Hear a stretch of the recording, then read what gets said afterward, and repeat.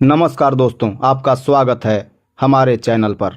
अगर आप भी धर्म, अध्यात्म और पौराणिक कथाओं में रुचि रखते हैं तो हमारे चैनल को अभी सब्सक्राइब कर लें। और हाँ, इस वीडियो को अपने दोस्तों और परिवार के साथ ज़रूर शेयर करें ताकि वो भी इस ज्ञान का लाभ उठा सकें। आज हम आपके लिए लेकर आए हैं गरुड़ पुराण से जुड़ी एक महत्वपूर्ण जानकारी, जिसे जानकर आप हैरान रह जाएंगे।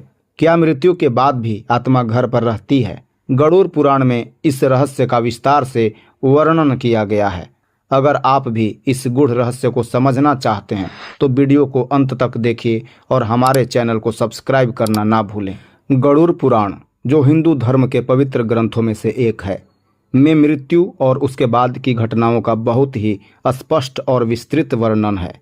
यह पुराण हमें यह समझने में मदद करता है कि मृत्यु के बाद आत्मा किस तरह के अनुभवों से गुजरती है और उसके साथ क्या क्या होता है।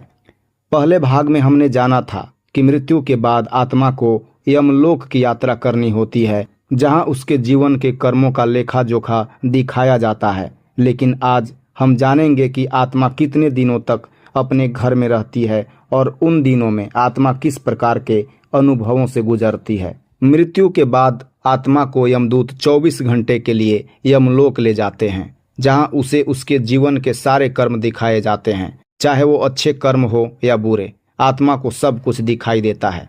इस यात्रा के दौरान आत्मा को अपने हर कर्म का हिसाब देना पड़ता है। इस कठिन यात्रा के बाद आत्मा को फिर से उसी स्थान पर छोड़ दिया जाता है जहां उसने प्राण त्यागे थे। यमलोक से लौटने के बाद आत्मा अगले 13 दिनों तक अपने घर पर रहती है। इन दिनों में आत्मा अपने परिवार, दोस्तों और प्रियजनों के आसपास रहती है। गरुड़ पुराण में बताया गया है कि आत्मा इन दिनों बहुत असहाय होती है। वह बार बार अपने मृत शरीर में प्रवेश करने की कोशिश करती है, लेकिन ऐसा कर पाने में असफल रहती है। आत्मा अपने प्रियजनों को रोते हुए देखती है और उन्हें शांत करवाने का प्रयास करती है, परंतु उसकी आवाज़ कोई नहीं सुन पाता। आत्मा को भूख और प्यास का भी अनुभव होता है। वह अपने परिवार को अपने शरीर के प्रति संवेदनशील होते देख दुखी होती है, क्योंकि अब वह उस शरीर में वापस नहीं जा सकती। यह स्थिति आत्मा के लिए अत्यधिक कष्टकारी होती है। समझ आ जाता है, क्योंकि उसे अब यह समझ आ जाता है कि उसने शरीर त्याग चुका है और अब वह केवल आत्मा के रूप में ही अस्तित्व में है। गरुड़ पुराण के अनुसार इन 13 दिनों के दौरान आत्मा को पिंडदान की आवश्यकता होती है। पिंडदान, जिसे मृतक के पुत्र या परिवार के सदस्य करते हैं, आत्मा को नए शरीर का निर्माण करने में योग होता है। पहले 10 दिनों तक प्रतिदिन पिंडदान किया जाता है और इस पिंडदान का हर दिन आत्मा के नए शरीर के विभिन्न अंगों के निर्माण में उपयोग होता है।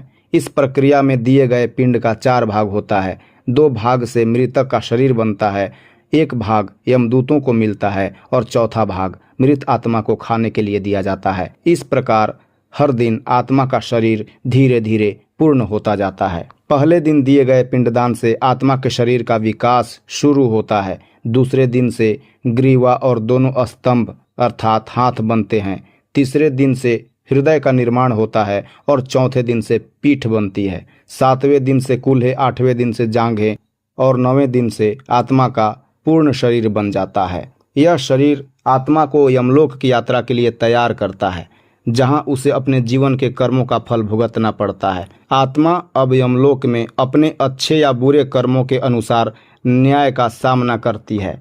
गरुड़ पुराण में यह भी बताया गया है कि मृत्यु के बाद आत्मा भूख और प्यास का अनुभव करती है। 10वें दिन आत्मा का शरीर पूरा बनने के बाद उसे अत्यधिक भूख लगती है।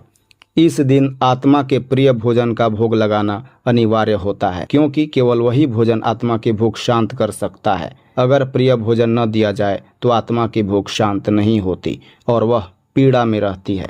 पिंडदान की प्रक्रिया के बाद आत्मा को अपने कर्मों के अनुसार यमलोक में भेजा जाता है, जहां उसे अपने कर्मों का फल भुगतना होता है। जो व्यक्ति पुण्यवान होता है उसकी यात्रा सुखद होती है, जबकि जो व्यक्ति पापी होता है उसकी यात्रा बहुत कठिन होती है। इसीलिए गरुड़ पुराण में बताया गया है कि मृत्यु के बाद भी आत्मा को कर्मों का फल भोगना पड़ता है। गरुड़ पुराण हमें यह सिखाता है कि मृत्यु केवल शरीर का अंत नहीं है, बल्कि आत्मा की एक नई यात्रा की शुरुआत है।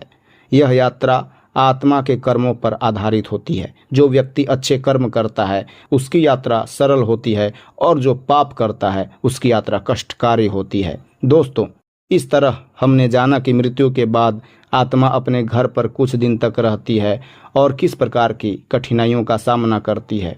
यह जानकारी हमें यह सिखाती है कि हमें अपने जीवन में अच्छे कर्म करने चाहिए ताकि हमारी आत्मा को मृत्यु के बाद कष्टों का सामना न करना पड़े। अगर आपको यह जानकारी पसंद आई हो तो हमारे चैनल को सब्सक्राइब करना न भूलें। वीडियो को लाइक और शेयर भी ज़रूर करें ताकि इस महत्वपूर्ण जानकारी का लाभ सभी तक पहुंच सके। गरुड़ पुराण भाग 3 की प्रतीक्षा करें, जिसमें हम और भी गूढ़ रहस्यों का पर्दाफाश करेंगे। तब तक के लिए